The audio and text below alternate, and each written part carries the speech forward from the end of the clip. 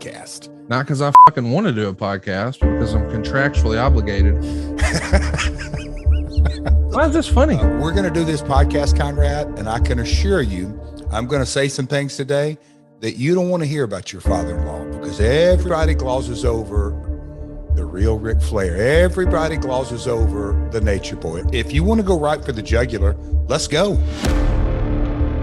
You're a fucking egomaniac who wants to make everything about you. You made sure you inserted yourself in the press conference of Ric Flair. Why the shit were you even there? Okay, Jeff, you think you know anybody at the mayor's office? Voila, Ric Flair Day. The mayor's office declared July 31st Ric Flair Day in the Music City. Hey, can you get a proclamation done? Yeah, mayor's office. Again, happy to. Hey, I don't feel good today. Jeff, can you sit up on the podium and do your job and mine? And it was supposed to be a day really to celebrate Rick. Wings! Legendary flavors! World Championship wings! Woo! Woo wings! Yeah! Woo woo! The one thing about that press conference that was so typical of Rick, he knew that Conrad didn't do it. But yet, I never got so much as, hey Jeff, thanks for your help. Because of his ego, candidly, because he legitimately thinks the world revolves around him. He doesn't realize how sick he is.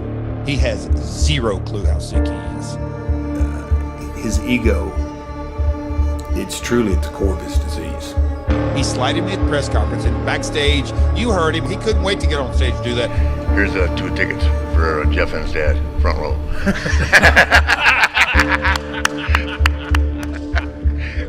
Yeah, drawing money in Nashville. Here's 2 tickets for you and your old man. I'll teach you guys how to draw money. Are you kidding me, Conrad? This feel-good BS, Crockett, we're going to end right, Rick, and he got exactly what he deserved in that parking lot. In the last 3 or 4 or 5 days, the amount of questions that I've been asked about just how did all this go down? But when Jay Lethal diplomatically asked Rick, is there a place on the card for me? And Rick said, you're an open match guy. That's disrespectful, and you know it. Could you put yourself in my... Tell the guy that to his face. You do if you're an egomaniac like Flair. I just couldn't really believe that Jay, in a lot of ways, took matters into his own hands. And David Crockett yelling like a little girl. It caught me so off guard. Yeah! Somebody, come on! Hey, get the hell off me! Hey, get your hands off me! Are you kidding me? Karen, you could tell she was nervous. It just didn't have to happen that way. Jay, stop! He deserves this! He deserves this! Every second of it! I knew how he disrespected Lethal. Hell, I knew how he disrespected me for the last 30 years. But when Jay Lethal punched him in his intestines where his surgeries have been, you would think that he could drop his ego for just a minute and let me help him up. See? I said f*** off, Jarrett! Tired of you and your old man! When I got down and was face to face with Rick, he was helpless. And I said, Rick, please, let me help you up. And what did he do? He told me to f*** off. I'll just say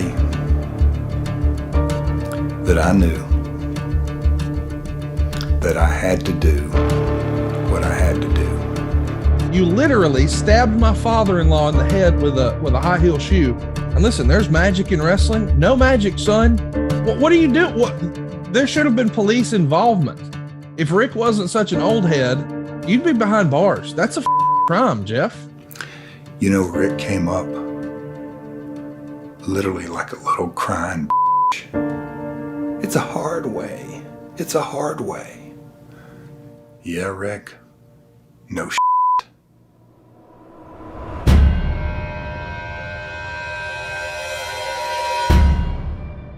The biggest mistake you can make is to leave a man with spirit and heart breathing. Because you better believe he will rise up to come again. Even more motivated now than I was before. About as real as it fucking gets in life. To be able to wrestle with my son-in-law, who has helped me regain the confidence that I've had beat out of me.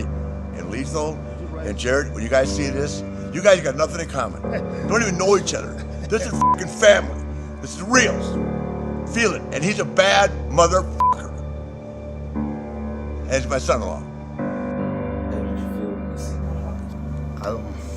I don't have words. I don't have words.